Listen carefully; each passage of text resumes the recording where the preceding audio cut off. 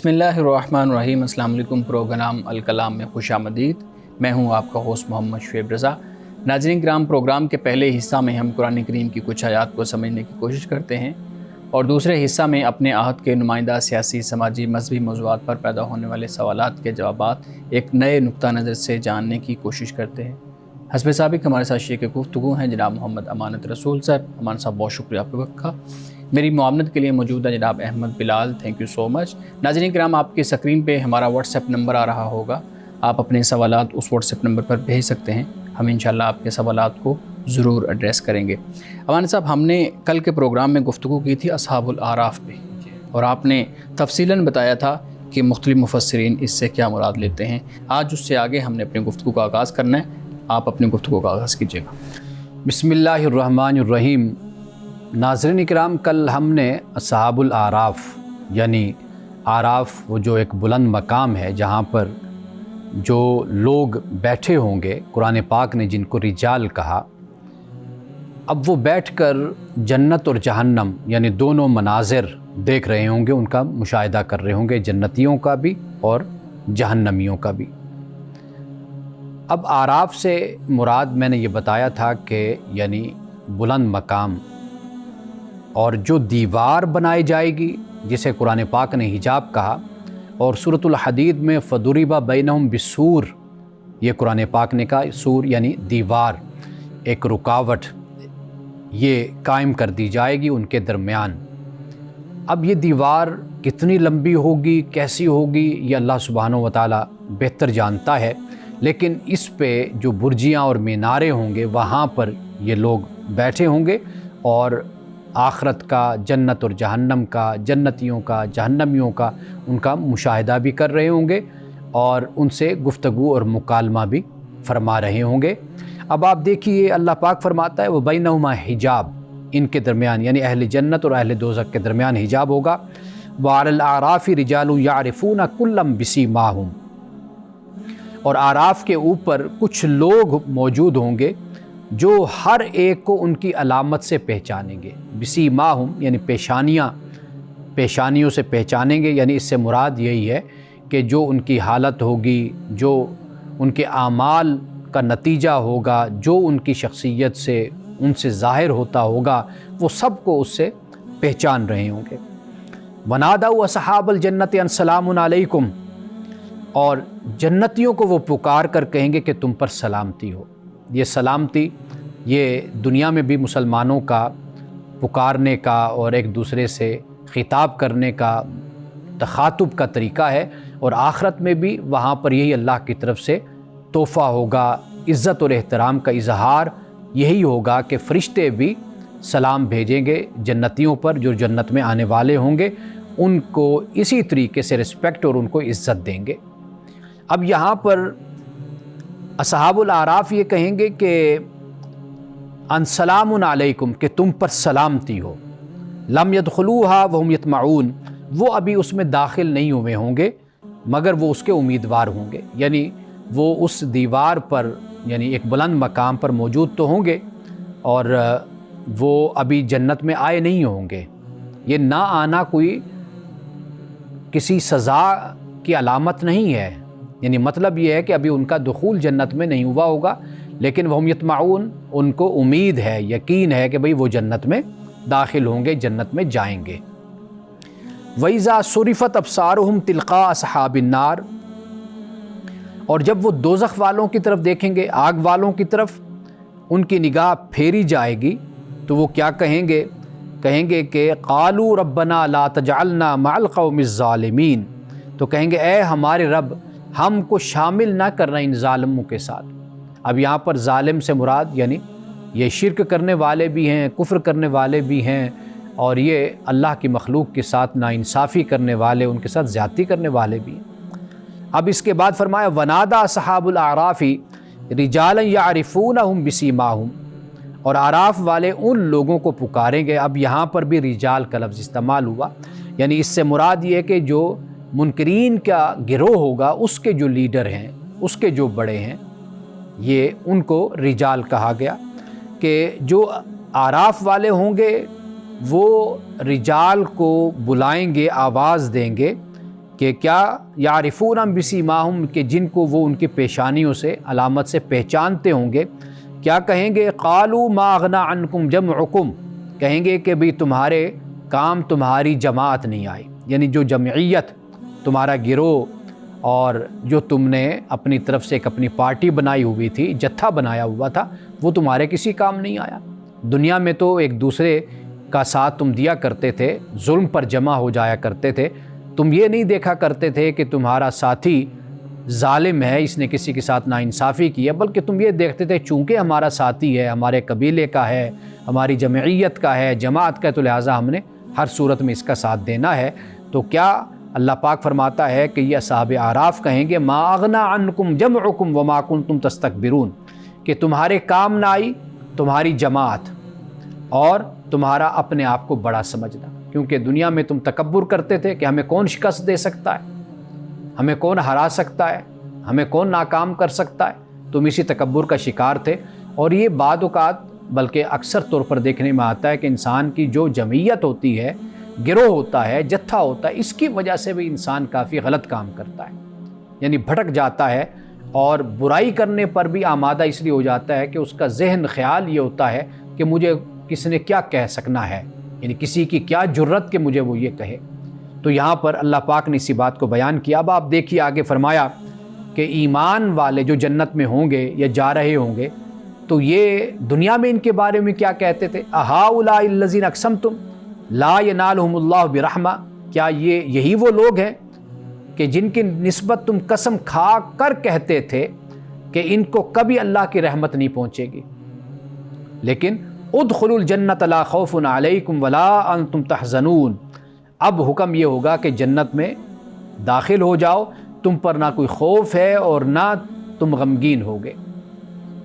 یعنی یہ مسلمانوں کا گروہ ہے، مومنین کا، رسول اللہ صلی اللہ علیہ وسلم کی جماعت کا گروہ ہے، رسول اللہ صلی اللہ علیہ وسلم کے اصحاب کا گروہ اور جماعت ہے، کہ جن کے بارے میں ان کا کہنا یہی تھا کہ ان کو کچھ نہیں ملنا۔ یہ جو اسلام کی بات کرتے ہیں، ایمان کی بات کرتے ہیں، دین کی بات کرتے ہیں، لیکن وہ مسلمانوں کی ظاہری حالت کو دیکھ کر اندازے لگاتے تھے، تمسخر اڑاتے تھے کہ یہ غریب لوگ ہیں، مفلس ہیں، ان کے پاس کچھ دنیا کا مال اور دولت ان کے پاس نہیں ہے۔ اس بات پر وہ مسلمانوں کا مذاق اڑایا کرتے تھے اور کہتے تھے کہ ان کو اللہ کی رحمت نہیں پہنچے گی۔ تو اب اس وقت حکم ہوگا کہ اے مومنو، اے مسلمانوں، تم جنت میں داخل ہو جاؤ، اب تم پر نہ کوئی خوف ہے اور نہ تم غمگین ہو گئے۔ حضرت آدم علیہ السلام کا واقعہ جب ہم نے پڑھا تھا، آپ نے دیکھا، اور مختلف مقامات پر قرآن پاک میں اللہ پاک اسی بات کو بیان کرتا ہے، فَمَنِ اتَّبَعَ هُدَايَ فَلَا خَوْفٌ عَلَيْهِمْ وَلَا هُمْ يَحْزَنُونَ، کہ جس نے میری ہدایت کی پیروی کی تو اسے خوف اور کوئی غم نہیں ہوگا۔ اب یہ وہی بات ہے کہ جو دنیا میں اللہ کی ہدایت کی پیروی کرتا ہے تو کل قیامت کے دن اسے کوئی خوف اور ڈر نہیں ہوگا۔ یہ اللہ کا وعدہ ہے، اور اللہ کا وعدہ پورا ہو کر رہتا ہے، اور ایسی بات نہیں کہ اس میں کوئی کمی بیشی ہو۔ اب اس کے بعد فرمایا وَنَادَى أَصْحَابُ النَّارِ، اب آگ والے پکاریں گے اصحاب الجنہ، جنت والوں کو، أَنْ أَفِيضُوا عَلَيْنَا مِنَ الْمَاءِ، اور کہیں گے کہ ہم پر پانی ڈال دو کچھ، او مما رزقکم اللہ، یا اس سے ہمیں تم دو جو تمہیں اللہ نے دیا ہے، وہ ہمیں کچھ عطا کرو تم۔ الذین اتخذوا دینہم لہوا ولعبا، اب یہ وہ لوگ تھے، قالوا، تو یہ جنتی کہیں گے ان اللہ حرمہما علی الکافرین، اللہ نے ان دونوں کو کافروں پر حرام کر دیا ہے، یعنی پانی کو بھی اور جو رزق ہے کھانے کا وہ دونوں کو اللہ نے حرام کر دیا۔ الذین اتخذوا دینہم لہوا ولعبا، یہ وہ لوگ تھے کہ جنہوں نے تمہارے دین کو لہو و لعب بنا دیا، کھیل تماشا بنا دیا تھا۔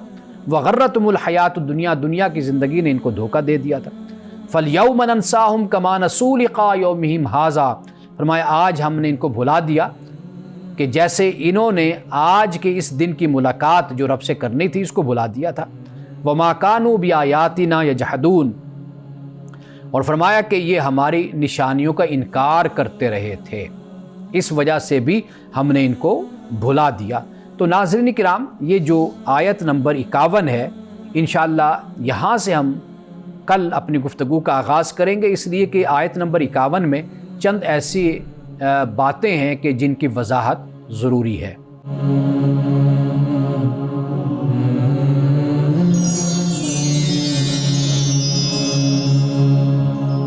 ویلکم بیک ناظرین. امان صاحب بہت شکریہ. اچھا, آپ ذکر کر رہے تھے کہ جنت والے دوزخ والوں سے مخاطب ہوں گے, پھر آگ والے جنت والوں سے مخاطب ہوں گے, یہ مکالمہ چل رہا ہوگا. ہم نے کچھ روایات ایسی سنی ہیں, پڑھی بھی ہیں کہ جنت اور دوزخ کے درمیان ایک اتنا زیادہ فاصلہ ہوگا, یعنی اس مسافت کو بہت زیادہ بیان کیا جاتا ہے. پھر جنت کی جب نعمتوں کو بیان کیا جاتا ہے تو اس میں بھی ایک بہت بڑی بڑی مسافت, یعنی اتنے بڑے محل ہوں گے تو کہ ایک نظر یہاں ہے دوسری وہاں ہے, اس طریقے سے. تو آپ بتائیے گا, پھر تو محال نظر آتا ہے ہمیں اگر ان روایات کو سامنے رکھیں, جنت اور دوزخ کے لوگوں کا آپس میں بات کرنا. اصل میں یہ محال اس لیے نظر آتا ہے کہ ہم اس دنیا پر اس کو قیاس کرتے ہیں, اسی کے مطابق دیکھنے کی کوشش دیکھتے ہیں. یعنی ہماری آنکھوں کی جو صلاحیت ہے, ہم اس کو اس دنیا کے حساب سے قیاس کر کے سوچتے ہیں کہ ہم جنت میں ہوں گے تو وہاں پر شاید یہی ہماری آنکھیں اور ان آنکھوں کی جو بصارت ہوگی یہ ایسے ہی ہوگی جیسے یہاں پر ہمیں نصیب ہوتی ہے. اسی طریقے سے سماعت کا معاملہ ہو جاتا ہے, اسی طرح انسان کے قدم بڑھانے کا معاملہ ہو جاتا ہے. لیکن اگر آپ سائنس کے نقطہ نظر سے دیکھیں تو اب یہ چیزیں کچھ تو ہمیں سمجھ آنا شروع ہو گئی ہیں. قرآن جب یہ کہتا ہے کہ ان کی زبانیں, ان کے ہاتھ پاؤں ان کے خلاف گواہی دیں گے, تو آج کچھ سمجھ آتی ہے کہ واقعی انسان کے ہاتھ پاؤں اور زبان جو ہے یہ گواہی دیتی ہے انسان کے خلاف. تو میں تو یہ جملہ بولا کرتا ہوں کہ قیامت در حقیقت سائنس کے عروج کی انتہا کا وقت ہے, وہ زمانہ ہے. یعنی جب سائنس اس کمال اور اس عروج کو پہنچے گی کہ پھر انسان کو آخرت سمجھنا مشکل نہیں رہے گا, آسان رہے گا. اب بھی ہم کچھ چیزیں سمجھنا چاہتے ہیں تو ہم سمجھ سکتے ہیں. مثال کے طور پر میں یہاں بیٹھا گفتگو کر رہا ہوں, اب فاصلے سارے سمٹ گئے, دنیا میرا پروگرام دیکھ رہی ہے, مجھ سے بات بھی کرنا چاہے تو بات بھی کر سکتے ہیں, سوال کر سکتے ہیں, بات کر سکتے ہیں. تو میرا خیال ہے کہ اس چیز کا تصور ہم 50 سال یا 100 سال پہلے ہم کبھی نہیں کر سکتے تھے. باہر کی دنیا میں یہ ہوتا تھا, بوتھ لگا ہوتا تھا, ٹیلی فون بوتھ, لوگ وہاں پر کھڑے ہو کر جا کر لائنوں میں لگ کر کھڑے ہوتے تھے اور اپنی باری کا انتظار کرتے تھے پاکستان بات کرنے کے لیے. 1 منٹ, آدھا منٹ, 3 منٹ بات ہوئی, کال کٹ گئی. اب ہر کسی کے پاس اپنا موبائل ہے, جب چاہے وہ اپنے گھر بات کرتا ہے اور لمبی سے لمبی بات. اب وہ تصویر بھی اس کی ساری نظر آ رہی ہے. اب بھی اس سے بڑھ کر ٹیکنالوجی یہ آ رہی ہے کہ آپ کو گھر سے ہی بیٹھ کر آپ آفس میں بھی سارا کچھ کر رہے ہوں گے کام سارے, یعنی آپ کی موجودگی فزیکلی گھر پر ہے لیکن آپ اپنے آفس میں بھی اپنے کام کر رہے ہیں, موجود ہیں وہاں پر, لوگ وہاں پر بھی آپ کے ساتھ ہیں, آپ کو دیکھ رہے ہیں. تو اب یہ سارا کچھ جو ہے سائنس ہمیں دکھا رہی ہے. تو اب سمجھنا بڑا آسان ہے کہ بھئی آخرت میں جنتی آپس میں کس طرح بات کریں گے, جہنمیوں سے کیا معاملہ ہوگا. وہ سب کچھ نظارے وہاں پر اس سے بھی کہیں بہتر ٹیکنالوجی کے ساتھ وہ ہمارے سامنے وہاں ہوں گے. صحیح. آپ نے کہا کہ جو سائنس کا عروج ہے وہ اصل میں قیامت کے قریب والا معاملہ جو ہے نا, یعنی میرا کہنے کا مقصد یہ ہے کہ یعنی سائنس اپنے کمال کو جہاں پہنچتی ہے آپ اسی کو آپ آخرت آپ کہہ لیں. صحیح. سائنس نے ہمارے معاملات کو آسان کر دیا ہے, ہماری زندگی آسان ہوتی جا رہی ہے, جبکہ قیامت کی جو ہم نشانیاں دیکھتے ہیں اور سنتے ہیں وہاں سے یہ معلوم ہوتا ہے کہ جب زندگی مشکل ہو جائے گی, تنگ ہو جائے گی اور مسائل پیدا ہو جائیں گی اور یہ چیزیں آ جائیں گی. سائنس نے تو مسائل کو حل کر دیا ہے, ہماری روٹین کی زندگی کو آسان کر دیا ہے. تو آپ کی یہ بات جو ہے نا وہ اس میں مجھے تضاد نظر آ رہا ہے. اچھا, ایسا نہیں ہے کہ بھئی یہ ہو جائے گا یا وہ ہو جائے گا. اصل جو چیز ہے آپ اگر مطالعہ کریں, دیکھیں تو آپ کو معلوم ہوگا کہ انسان ایک اپنے معمول کی زندگی گزار رہا ہوگا, بازاروں میں جا رہا ہوگا, کھا پی رہا ہوگا, معاملات طے کر رہا ہوگا, کاروبار کر رہا ہوگا, تو اچانک قیامت کا اعلان ہوگا. قرآن پاک اس کو بیان کرتا ہے. نہیں, وہ جو بیان کیا جاتا ہے اتنے سال پہلے یہ ہوگا, پھر اتنے سال پہلے یہ ہوگا, پھر یہ اس چیز کا ظہور ہوگا, اس کے بعد دیکھیے وہ چیزیں ہیں, ان پر ڈیبیٹیبل ہیں, ان پر گفتگو ہو سکتی ہے, روایات پر گفتگو ہو سکتی ہے. میں قرآن مجید کی آیات اگر آپ پڑھیں اس میں قرآن پاک ہی بیان کرتا ہے کہ جو اچانک عذاب, اچانک جو قیامت کا آنا ہے وہ اسی طرح ہے کہ لوگ ایک معمول کے مطابق اپنی زندگی گزار رہے ہوں گے.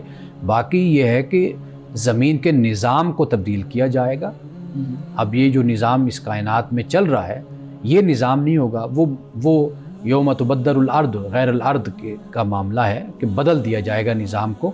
وہ پھر کیا اس کی صورت ہوگی وہ اللہ سبحانہ و تعالیٰ اس کو بہتر جانتا ہے۔ جی، میں صاحب کشاف کو علامہ زمخشری صاحب کو پڑھ رہا تھا تو انہوں نے اس آیت کی تفسیر میں ایک بات لکھی تھی، میں چاہ رہا ہوں اس پہ بھی آپ کمنٹ کریں کہ جو جنت ہے وہ دوزخ کے اوپر والی سائڈ پہ ہے، تو اسی لیے پھر جو دوزخی ہوں گے وہ اوپر کو چہرہ کر کے جنتیوں سے کہیں گے کہ کچھ انڈیل دیں، یعنی وہ پانی ہم پہ پھینکیں یا پھر خدا کی طرف سے جو رزق یا نعمت دی گئی ہے وہ پھینکیں۔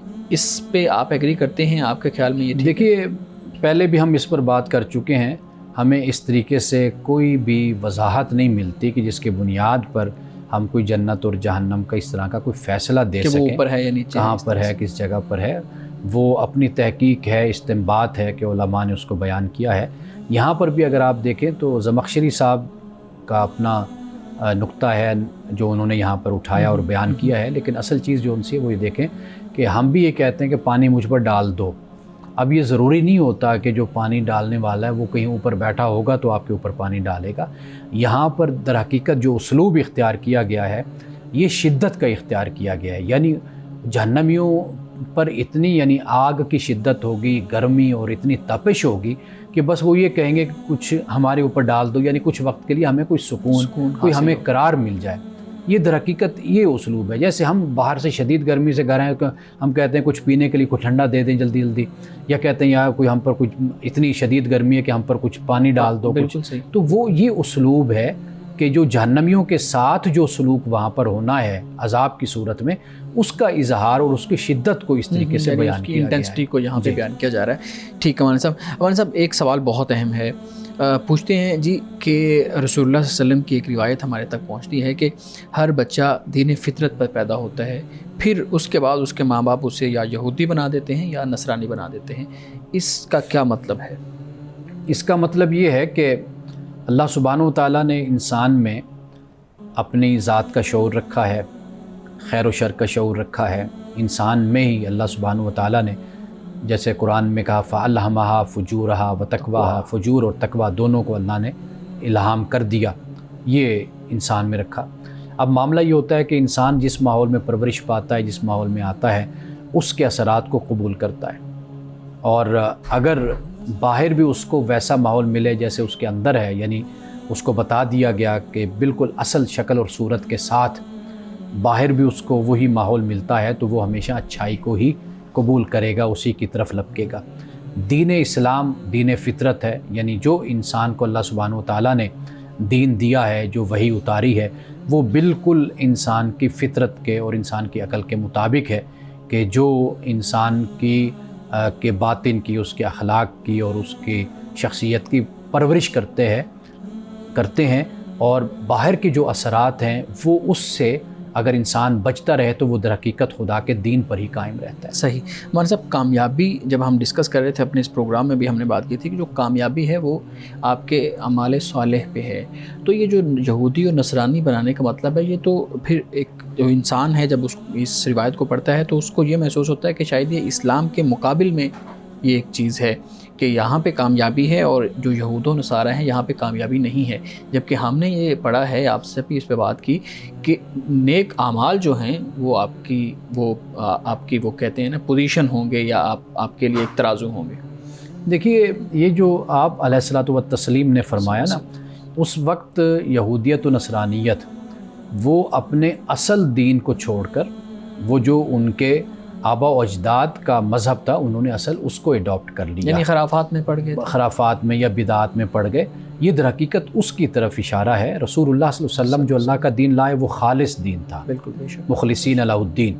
آپ علیہ الصلوۃ والتسلیم موجود ہیں، آپ یہ فرما رہے ہیں، تو آپ جب یہ فرما رہے ہیں تو اس وقت یہودی نصرانی یہ لوگ بالکل اپنے دین کو بدل چکے ہیں، صدیاں ان پر بیت چکی ہیں۔ تو در حقیقت رسول اللہ کا اشارہ اس بات کی طرف ہے کہ جو اللہ کا دین ہے وہ میں لایا ہوں، وہ دین فطرت ہے، وہ دین حق ہے، اسی کو انسان اختیار کرے۔ باقی یہ جو اپنے آبا و اجداد کے پیدا کردہ تصورات و نظریات اور عقائد ہوتے ہیں، یہ وقت کے ساتھ ساتھ پیدا ہوتے ہیں، اور پھر انسان اسی کو ہی اپنا اوڑھنا بچھونا بنا کر اور اسی کے مطابق پھر اپنے بچوں کی تربیت کرتا رہتا ہے۔ پھر بچے بعد میں جو ہیں وہ اپنے باپ دادا کے دین پر چلے جاتے ہیں، مذہب پر چلے جاتے ہیں، لیکن اصل جو بچہ ہوتا ہے وہ بنیادی طور پر وہاں پر ہوتا ہے جو اسلام ہے، اللہ کی وحی ہے، دین فطرت ہے۔ یعنی جو بھی بچہ کسی کے گھر میں بھی پیدا ہوگا وہ اسی فطرت پہ پیدا ہوگا. بنیادی. ہاں اگر وہ اس پر تحقیق کرتا ہے, جستجو رکھتا ہے, محنت کرتا ہے, حق کو پانا چاہتا ہے, تو وہ پھر حق تک پہنچ بھی جاتا ہے. صحیح. ناظرین کرام, یہاں وقت ہوا چاہتا ہے ایک بریک کا, ہمارے ساتھ رہیے گا.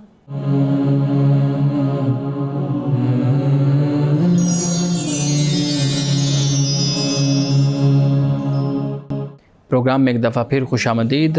امان صاحب, ایک سوال ہمارے سامنے آیا ہے. آپ نے ایک دفعہ تفویض طلاق کا جو ہے نا وہ معاملہ بیان کیا تھا, تو اس پہ ایک اعتراض آیا تھا, وہ میں نے آپ کے ساتھ بھی شیئر کیا, پھر میں آپ کے سامنے رکھ بھی دیتا ہوں. وہ پوچھتے ہیں کہ جو رسول اللہ صلی اللہ علیہ وسلم کی ایک روایت ہمیں صحیح بخاری میں ملتی ہے کہ رسول صلی اللہ علیہ وسلم نے اپنی ازواج کو یہ اختیار دے دیا تھا, تو تفویض طلاق کا معاملہ جو ہو گیا تھا. تو ایک تو یہ پوچھتے ہیں کہ آپ اس حدیث کا پس منظر بتا دیں یا اس حدیث پہ بات کریں. دوسرا وہ پوچھتے ہیں کہ جو آپ نے موقف بیان کیا تھا وہ آپ کا اپنا تھا یا کسی فقہ کے مطابق آپ نے اس کو بیان کیا تھا؟ اچھا, قرآن مجید نے جو بیان کیا نا, اس کو مفسرین نے کہا کہ یہ آیت تخییر ہے. ٹھیک ہے. اے نبی, یا ایھا النبی قل لازواجک ان کنتن تردن الحیات الدنیا وزینتها فتعالین امتعکن واسرحکن سراحا جمیلا. کہ اے نبی صلی اللہ علیہ وسلم, آپ اپنی ازواج سے کہہ دیجئے کہ اگر تم دنیا کی زندگی چاہتے ہو تو آؤ, میں تمہیں مال و دولت دیتا ہوں, متعکن واسرحکن, میں تمہیں چھوڑ دیتا ہوں, سراحا جمیلا, اچھے طریقے سے میں تمہیں چھوڑ دیتا ہوں. یہاں اب جو بیان کیا گیا ہے, یہاں پر یہ بیان کیا گیا کہ ایک طرف دنیا کی دولت, دنیا کا مال, دوسری طرف رسول اللہ صلی اللہ علیہ وسلم کی معیت اور آپ کی رفاقت. صحیح صحیح. اب ان دونوں میں سے آپ کیا چنتے ہیں؟ تو رسول اللہ نے ازواج سے مطہرات کو دیا, یہ فرمایا. اور امتعکن واسرحکن, یہ لفظ ہمیں بتاتے ہیں کہ رسول اللہ صلی اللہ علیہ وسلم نے اپنے ازواج کو تفویض نہیں کی تھی طلاق, بلکہ یہ فرمایا تھا کہ میں تمہیں چھوڑ دیتا ہوں. امتعکن, یہ واحد متکلم کا صیغہ ہے کہ میں تمہیں, یہ واسرحکن, میں تمہیں چھوڑ دیتا ہوں, بہت اچھے طریقے سے میں آزاد کر دیتا ہوں. اگر تم اپنے اختیار سے الگ ہونا چاہو تو میں تمہیں جو ہے نا وہ رخصت کر دیتا ہوں, چھوڑ دیتا ہوں. یا دنیا کی مال اور دولت لوگی تو میں چھوڑ دیتا ہوں. اگر میرے ساتھ رہنا ہے تو پھر زندگی میں یہ مشکلات یا مسائل پیدا ہوں گے. اس کا بھی ایک پس منظر ہے, وہ یہ ہے, میں واضح کرتا چلوں اپنے ناظرین کے لیے. یہ پس منظر ہے کہ چونکہ یہ آیات اتری مدینہ میں منافقین کی عورتیں بھی تھیں, یہودیوں کی عورتیں بھی تھیں, وہ آ کر ازواج مطہرات کے ساتھ اس طرح کی گفتگو کرتے تھے کہ ہمارے پاس مال ہے, دولت ہے, آپ نے محمد صلی اللہ علیہ وسلم کے ساتھ شادی کی ہے تو کیا آپ لوگوں کو ملا ہے, مشکلات ہیں, مصائب ہیں آپ کی زندگی میں. وہ اس طرح آ کر, جیسے ایک محلے میں عورتیں ہوتی ہیں, آ کر ذہن خراب کرتی ہیں, باتیں کرتی ہیں, تو ان کا یہ رویہ تھا ازواج کے ساتھ. قرآن پاک نے اس کا در حقیقت یہ جواب دیا ہے تاکہ معاملہ بالکل کلیئر ہو جائے. پھر اس کے بعد پھر ازواج مطہرات کے لیے اللہ تعالیٰ نے چند احکام بھی پھر خاص طور پر بیان فرما دیے. یہ اس کا پس منظر ہے. اب یہاں پر آپ دیکھیے کہ تفویض طلاق کا تو ذکر ہی نہیں ہو رہا. اسی طرح وہ جو حدیث جو انہوں نے بیان کی ہے صحیح البخاری میں, اگر آپ اس کا مطالعہ کریں, آپ اس کو دیکھیں, تو اس میں بھی یہی بات بیان ہے. تخییر کیا ہے؟ اختیار ہے. اب اختیار یہ نہیں ہے کہ میں طلاق دوں یا تم طلاق دو گے, یہ مسئلہ نہیں ڈسکس ہو رہا. تو اختیار اور ڈومین میں ہے. ہاں, مسئلہ اور ڈسکس ہو رہا ہے. وہ یہ ہو رہا ہے کہ بھئی میں آپ کو دنیا کی دولت دے دیتا ہوں تو میں چھوڑ دیتا ہوں, پھر میری رفاقت نہیں ہے, یا پھر میری رفاقت نہیں, یا پھر میری رفاقت اگر لینی ہے تو پھر دنیا کا مال اور دولت یہ نہیں ہوگا.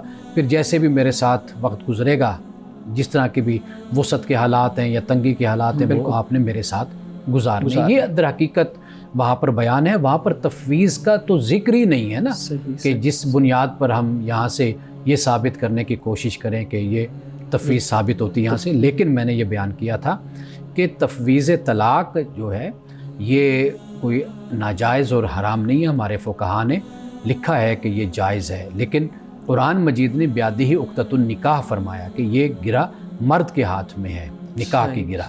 یہ کہا عورت کو حق دیا خلا کا, وہ بھی قرآن پاک نے اس کو بیان کر دیا.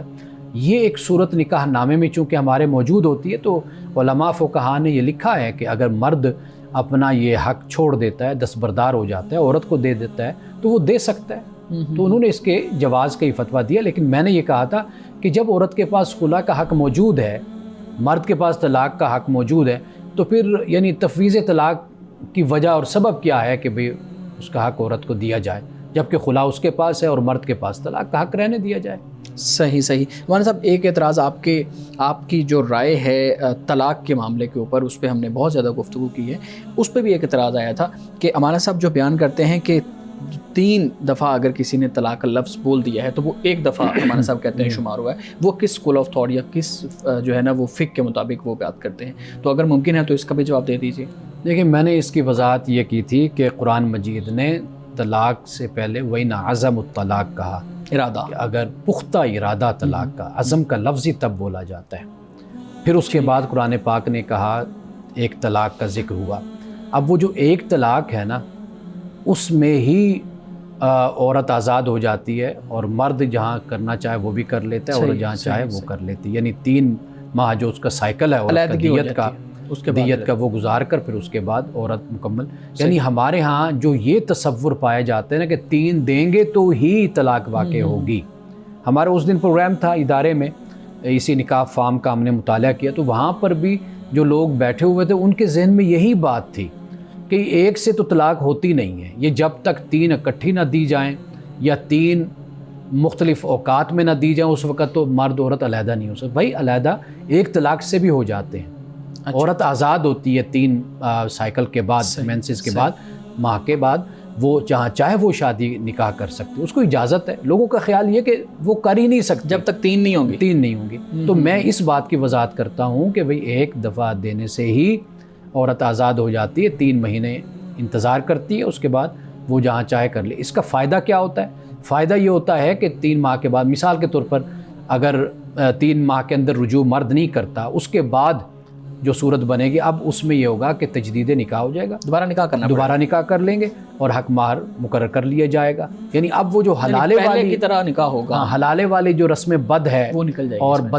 بدمزگی جو ہے وہ اس سے نہیں ہوتی۔ یہ قرآن نے جو طریقہ بیان کیا اس پر عمل ہمیں کرنا چاہیے۔ بالکل ٹھیک ہے۔ مولانا صاحب، آپ نے اپنی گفتگو میں ذکر کیا کہ نکاح نامے کو پڑھنے کے اوپر آپ کے کوئی کورس کروا رہے ہیں، تو آپ ہمارے ناظرین کے لیے بتائیے کہ وہ کورس کیا ہے، اور اگر ناظرین اس میں شامل ہونا چاہیں تو کیسے ہو سکتا ہے؟ دیکھیے، ابھی تو ہم نے 2 دن پہلے نکاح فارم کا مطالعہ کیا تھا، تقریباً کوئی 1.5 گھنٹہ 2 گھنٹے ماشاءاللہ لوگوں نے، آپ اس کی ہر شق کو پڑھتے ہیں؟ ایک شق کی وضاحت میں کرتا ہوں، خاص طور پر آپ دیکھیے کہ حق مہر کا معاملہ ہے، معجل غیر معجل، یہ اس کی بحث ہوتی ہے۔ پھر یہ ہے کہ کچھ مزید کوئی شرائط، کوئی باتیں لکھوانی ہوتی ہیں، وہ بھی نکاح فارم میں موجود ہیں، اور پھر تفویض طلاق کا مسئلہ ہے، یہ وضاحت کے ساتھ بتانا ہوتا ہے۔ پھر نان و نفقے کا بھی میرے خیال میں نفقہ کا معاملہ بھی ہوتا ہے۔ پھر یہ ہے کہ آگے دوسری شادی اگر مرد کرنا چاہتا ہے یا کرتا ہے تو اس کا طریقہ کار کیا ہے، وہ تقریباً یعنی 1.5-2 گھنٹے کی ہماری۔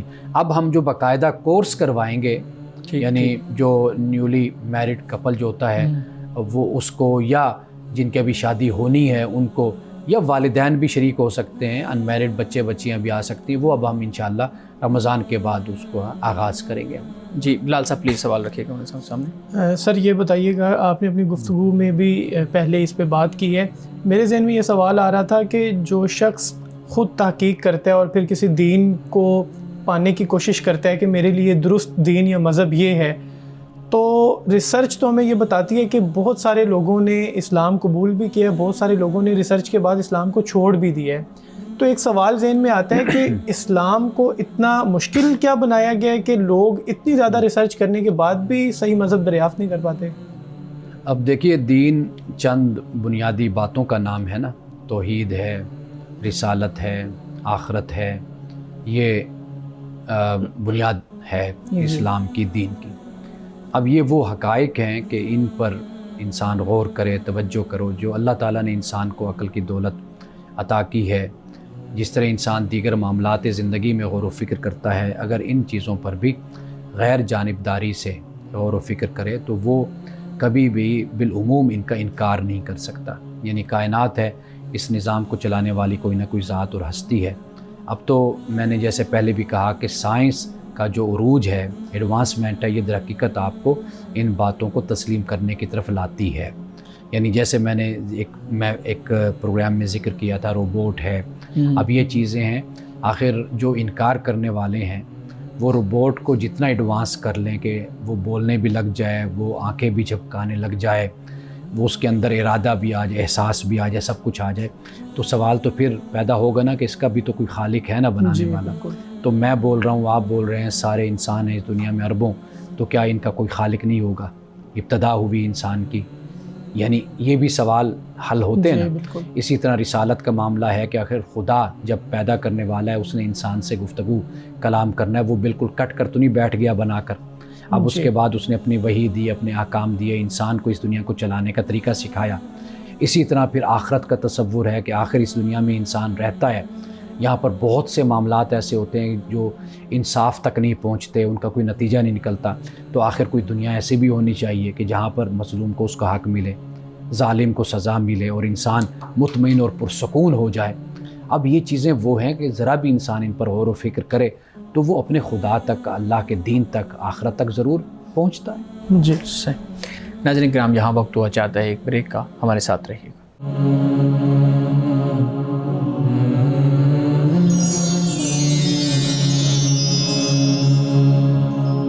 پروگرام میں ایک دفعہ پھر خوش آمدید۔ جی بلال صاحب، سوال سر، آپ نے اپنے جواب میں خالق کی بات کی۔ دنیا میں رہنے والے لوگوں کی جو اکثریت ہے وہ کسی نہ کسی صورت میں خالق پر تو یقین رکھتے ہیں، لیکن جہاں تک رسالت کا معاملہ آتا ہے اور پھر آخری نبی حضرت محمد صلی اللہ تعالیٰ علیہ وآلہ وسلم، اس پر تو ہمارا یہ ایمان ہے نا کہ یقین ایمان لانا ضروری ہے، ان پر بھی اور باقی تمام انبیاء علیہم السلام پر بھی، پھر ہمارا ایمان مکمل ہوتا ہے۔ لیکن رسالت کے معاملے میں بہت سارے لوگوں میں پھر آگے مختلف لوگوں میں ڈومینز آ جاتی ہیں، اور بہت زیادہ ریسرچ کرنے والے بھی، سائنس کے علوم دریافت کرنے والے بھی، وہ بھی رسالت پر تو ایمان نہیں لا پاتے۔ تو رسالت کیا واقعی مشکل ہے خالق کو دریافت کرنے سے؟ دیکھیں، میں نے آپ کو بریک پہ جانے سے پہلے یہ بتایا کہ خدا پھر اپنے بندوں سے کس طرح خطاب کرتا ہے، کس طرح کلام کرتا ہے۔ اب وہ کلام کرتا ہے، واضح بات ہے کہ وہ جب ہم سے کلام کرے گا تو وہ درمیان میں کوئی واسطہ ہمارے جیسے انسان ہی کو رکھ کر گفتگو کرتا ہے، کلام کرتا ہے۔ تو اللہ سبحانہ و تعالیٰ نے اس زمین پر پیغمبر بھیجے، اور ہم ان کے دلائل کو اور ان کے دعووں کو ہم عقل کی بنیاد پر ہم دیکھتے ہیں، پرکھتے ہیں۔ یعنی اللہ سبحانہ و تعالیٰ نے اس زمین پر مخلوق کی اصلاح کے لیے اور ہدایت کے لیے اپنے پیغمبروں کو بھیجا۔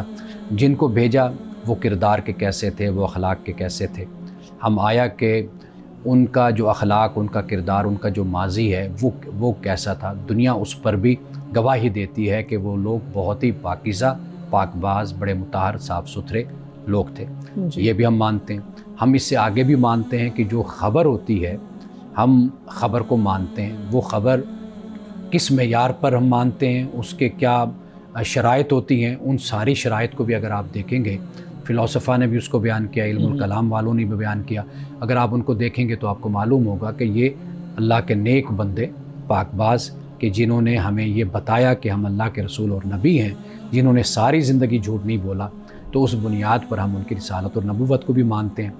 اور پھر یہ کہ رسول اللہ صلی اللہ علیہ وسلم کی ختم نبوت، قرآن نازل ہوا۔ اب 1 ارب سے زیادہ مسلمان ہیں کہ جو آپ صلی اللہ علیہ وسلم پر ایمان، رسالت پر ایمان لاتے ہیں، رسالت پر، ختم نبوت پر ایمان لاتے ہیں، قرآن کو مانتے ہیں۔ آپ یہ دیکھیے کہ اتنی بڑی جمعیت رسول اللہ کے بعد نہیں بنی۔ آپ عملی طور پر بھی دیکھیں نا، یعنی 1 ارب سے زیادہ مسلمان ہے، یعنی ایک پوری تحریک ہے، ایک اللہ کا دین ہے جو اس زمین پر پھیلا ہے۔ قرآن مجید جیسی کتاب کہ جو آج تک چیلنج ہے، کوئی بھی اس کتاب کو چیلنج نہیں کر سکا۔ لیکن اسی طرح حضرت عیسیٰ علیہ السلام کو ماننے والے بھی تو بہت زیادہ ہیں۔ حضرت مسیح علیہ السلام کو ماننے والے، حضرت موسیٰ علیہ السلام کو ماننے والے، سارے پیغمبروں کو ماننے والے، یہی تو در حقیقت انسان کی آزمائش اور امتحان ہے۔ آپ دیکھیے کہ جو حضرت مسیح علیہ السلام کو ماننے والے ہیں وہ حضرت موسیٰ علیہ السلام کو مانتے ہیں۔ نہیں، مثال کے طور پہ بہت معذرت، میں یہ پوچھنا چاہتا ہوں، مثال کے طور پہ مجھے بچپن سے یہ سکھایا جائے کہ حضرت مسیح علیہ السلام کو میں نے ماننا ہے اور رسول اللہ صلی اللہ تعالیٰ علیہ وسلم پر ایمان میرے اس میں عقیدے میں شامل نہ ہو، تو بچپن میں ہی جس طرح ہمیں ایمان سکھایا جاتا ہے، ہم تو بہت زیادہ خوف میں مبتلا ہوتے ہیں اور تھوڑا سا بھی تکلف نہیں کرتے کہ ہم ریسرچ کریں۔ ہم کہتے ہیں کہ یہی ٹروتھ ہے، یونیورسل ٹروتھ ہے، تو اسی طرح ان کے نزدیک بھی یہی یونیورسل ٹروتھ ہے، وہ تو نہیں مانیں گے کسی اور نبی کو۔ ان کے نزدیک وہ ہے، ہمارے نزدیک یہ ہے۔ جی بالکل۔ بات یہ ہے کہ نہ آپ کا ماننا ہمارے لیے حجت ہے، نہ ان کا ماننا حجت ہے۔ ہمارے لیے جو ذمہ داری ہے بحیثیت انسان کے، ہم اپنی زندگی کے جس طرح معاملات میں جستجو رکھتے ہیں، کوشش کرتے ہیں، دریافت کرتے ہیں، محنت کرتے ہیں، اسی طرح حقیقت کو پانے کے لیے، حق کو پانے کے لیے بھی ہماری ذمہ داری ہے کہ بحیثیت انسان ہم اس کے لیے بھی کوشش اور محنت کریں، جستجو کریں۔ اللہ نے جو انسان کو عقل کی دولت دی ہے، انسان سوچتا ہے، سمجھتا ہے، پرکھتا ہے، چیزوں کو قبول کرتا ہے، کئی چیزوں کو رد کر دیتا ہے۔ یہ جو اپنے عقیدے کے ساتھ یا اپنی ایک سوچ کے ساتھ یا اپنے آباء و اجداد کی فکر کے ساتھ جڑے رہنا اور خود اپنی طرف سے کوئی محنت اور کوشش نہ کرنا، یہ تو خود اسلام کے اندر بھی پسندیدہ بات نہیں ہے۔ اور پھر یہ کہ جو رسول اللہ صلی اللہ علیہ وسلم دین لائے، آپ اس دین کو دیکھ لیجئے کہ اس میں کیا پہلے پیغمبروں کی کوئی مخالفت ہے یا اس سے کوئی علیحدہ چیز ہے؟ تسلسل تو سارا وہی ہے۔ اس لیے یہ بڑا امتحان انسان کا ہوتا ہے کہ وہ اپنے عصبیت کو، اپنے تعصبات کو اور اپنے قائم کردہ جو رسوم و رواج اور اعتقادات ہیں ان کو پرکھے غیر جانبداری طریقے سے، اور پھر اس کے بعد جو حق اس کو نظر آتا ہے وہ اس کو قبول کرے۔ سر پھر تو یہ بات ذہن میں آتی ہے نا کہ ایسا ہونا چاہیے تھا کہ ماں باپ بچے کو عقیدہ اور وہ عقائد نہ سکھائیں، بلکہ وہ جس عقیدے پر پیدا ہوا ہے اسی عقیدے پر رہے، اور پھر جب بڑا عاقل ہو جائے اس کے بعد خود فیصلہ کر لے تحقیق کے بعد کہ اس نے کون سا مذہب اختیار کرنا ہے۔ وہ تو ماں باپ جو سکھا دیتے ہیں وہ بس اسی پہ پھر لگ جاتے ہیں، وہ تو ریسرچ بیسڈ تو نہیں ہے۔ اور اگر ریسرچ بیسڈ ریلیجن کو اپریشیٹ کیا جاتا ہے تو پھر تو ماں باپ کا کوئی دین مذہب ٹرانسفر نہیں ہونا چاہیے آگے۔ دیکھیے، ماں باپ کسی دین پر ہوتے ہیں، جی، کسی روایت پر ہوتے ہیں، وہ اپنی زندگی گزار رہے ہیں، وہ خود اس کے ذمہ دار ہیں، لیکن ان کو اپنے بچوں کی تربیت اس انداز سے کرنی چاہیے کہ وہ بچے خود پڑھیں، خود سمجھیں، خود قبول کریں اور زندگی گزاریں اپنی۔ جی بہت شکریہ امان صاحب، آج کے حدیث مبارکہ بیان کیجیے گا۔ حضرت ابو ہریرہ رضی اللہ تعالی عنہ سے روایت ہے کہ آپ فرماتے ہیں کہ رسول اللہ صلی اللہ علیہ وسلم کو یہ فرماتے ہوئے ہم نے سنا کہ جب تم میت پر نماز پڑھو تو اس کے لیے خلوص دل سے مغفرت کی دعا کیا کرو۔ یعنی جب آپ نماز پڑھتے ہیں تو واضح بات ہے کہ نماز میں بہت سی دعائیں بھی آپ پڑھتے ہیں، تو وہ دعائیں کیا ہوتی ہیں؟ وہ میت کی مغفرت کی در حقیقت دعائیں ہوتی ہیں۔ ناظرین گرامی، اس دعا کے ساتھ اپنے پروگرام کا اختتام کریں گے۔ اللہ رب العزت حسن کلام اور تاثیر کلام عطا فرمائے، ہماری زبان کے گروں کو کھول دے اور سننے والوں تک خیر کا پیغام پہنچے۔ اجازت دیجیے، خدا حافظ۔